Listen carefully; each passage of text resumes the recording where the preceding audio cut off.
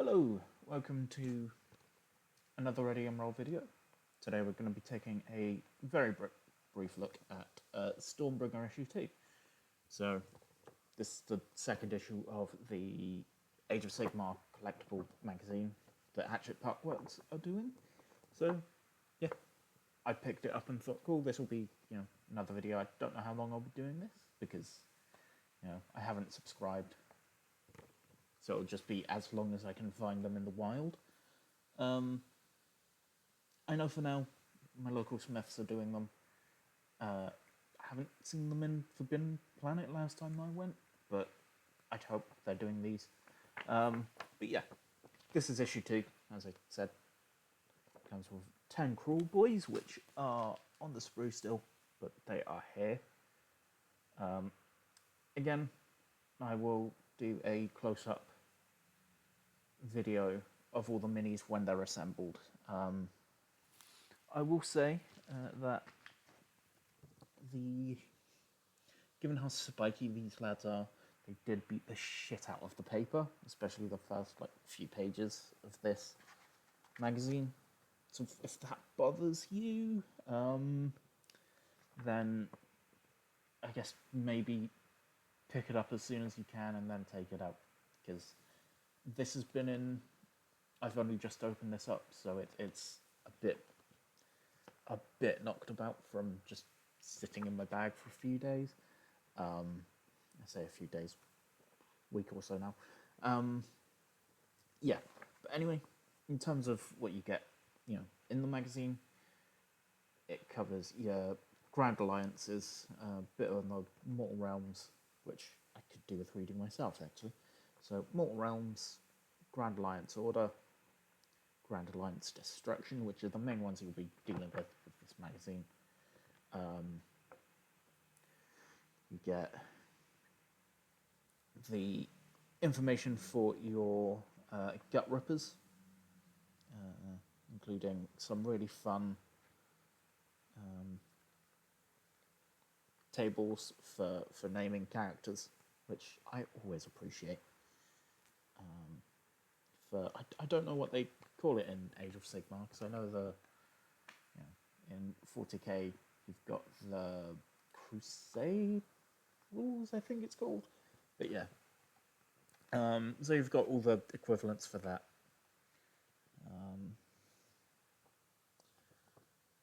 You've got assembly guides, which is good.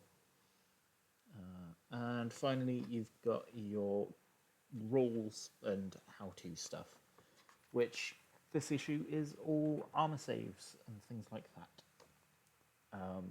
Also goes through individual units versus single characters. So we'll talk about the minis you've got in issue 1, about how they'll operate individually on their own, and then going into this issue with your 10-man squad. It'll give you a bit of a how-to on how that works in a little sort of introductory game that starts to include different sized units, which is cool. This issue costs $5.99. Yeah. So issue 1 was $2.99. This one still bases in it.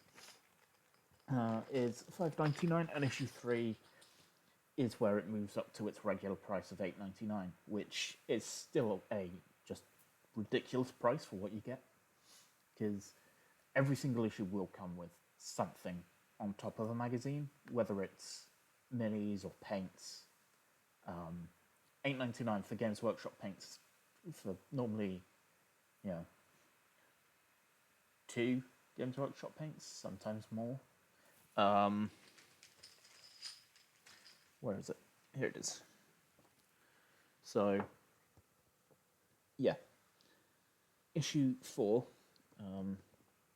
which I assume comes out next week, because in the first video I said this was weekly. It's actually fortnightly. That's my bad. But yeah, in issue 4 you get 4 paints and a brush, which is even though it's the starter brush, which is shit, that's still really quite good. That's still, you know, it's what, 3-4 quid for a pot of paints at this point. So that's a good 12 quid. 12 quid for your paints, and then 1 or 2 quid for a starter brush, and that's on top of the price of just having the magazine as a resource as well. So yeah, and then the 5 what are these lads called? Vindicators for your Sigmar lads. That even then that's a steal, because you've basically, with the Temporal Boys, so the first 3 issues, you've basically got the miniature contents of the Warrior edition of the Age of Sigmar starter set, which is crazy given that box is £35, and the first 3 issues will cost less than 20, which is crazy to think. So if you're getting into tabletop gaming, and you want some minis, just try and hunt this down. I think it's only available in the UK for now, but each of the last magazines that Hachette Partworks have done has moved across the globe gradually. So eventually, probably some point during the summer, you'll be able to find it in the States, and maybe this time next year, hopefully sooner, because it's always nice when other people can get things.